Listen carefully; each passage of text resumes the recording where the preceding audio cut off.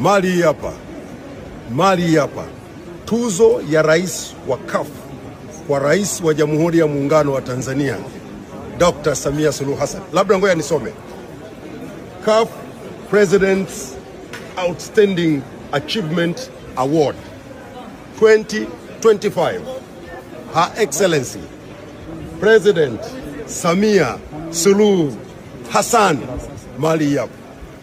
Nakushukuru sana Mheshimiwa Rais. President. Awali ya yote kabisa kwa niaba ya Mheshimiwa Rais naomba kuwashukuru sana CAF kwa kutambua mchango wa Tanzania katika maendeleo ya kandanda.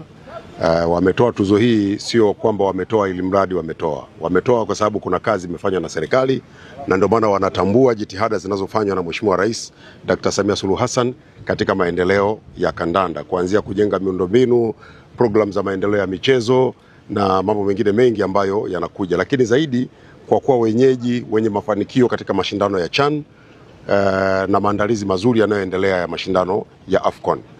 Kwa hivyo tuzo hii ina maana ya heshima kubwa kwa Tanzania, na Mheshimiwa Rais katika salamu zake kasema tuzo kapewa yeye, lakini hii tuzo ni ya Watanzania wote.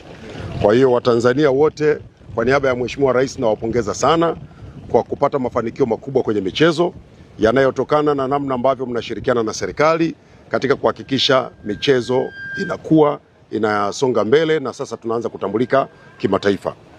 Lakini pamoja na haya yote, tuzo hii kwa rais wa shirikisho la kandanda barani Afrika CAF Patrice Motsepe na rais wa shirikisho la kandanda duniani FIFA Gianni Infantino kutoa kwa Mheshimiwa Dr. Samia Suluhu Hassan ni imani kubwa walionayo kwake.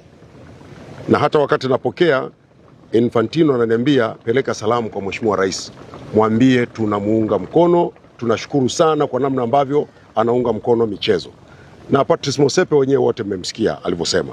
Kwa hivyo tuzo ina maana kubwa sana kwamba mchango wa Mheshimiwa Rais na serikali anayoiongoza unatambuliwa, na sasa nchi yetu inatajwa kimataifa.